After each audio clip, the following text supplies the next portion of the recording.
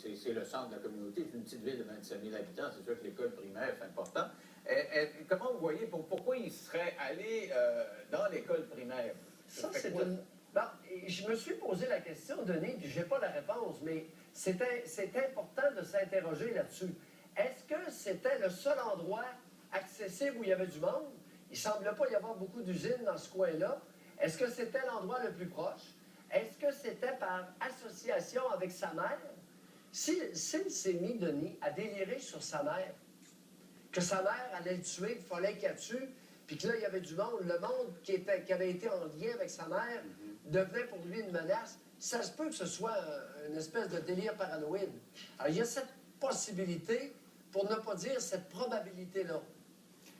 Quand arrive ce genre d'affaires-là, il y a les gens qui montent aux barricades, qui vont dire, bon, ben, il faut interdire les armes, etc., contrôler davantage les armes. Qu'est-ce que vous dites de ça? Ah, Denis, c'est pathétique.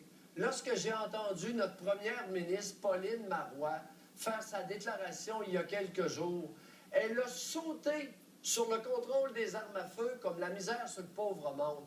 Mais quel exemple indécent de récupération politique d'une tragédie.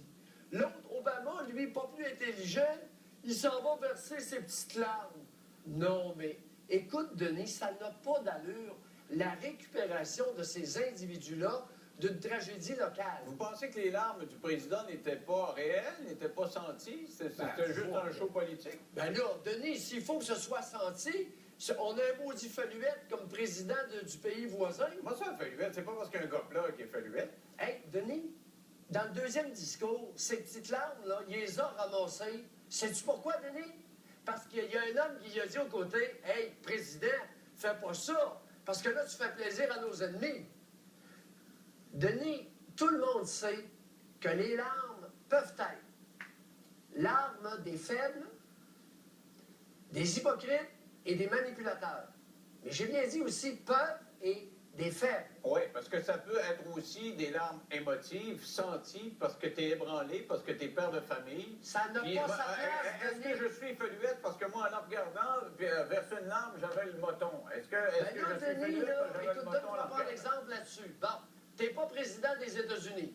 Alors, quand tu es le président des États-Unis, tu as une fonction à remplir, mon homme. Enlève-toi les boîtes dans le nez, puis laisse faire tes petites larmes. Est-ce qu'on s'entend bien? Il n'y a pas le droit d'être émotif, là. Non. Non, il y a une job qui est trop importante. Quand est-ce qu'on va comprendre ça? Et il ne peut pas le montrer.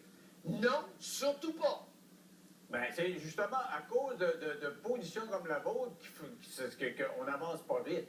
Je veux dire, à partir du moment où on peut montrer nos émotions, je veux dire, on s'avance pas vite. Maintenant, je suis un élément rétrograde, ça se peut. OK. Ben, je t'ai pas stiné que j'étais un élément d'évolution sociétale. OK.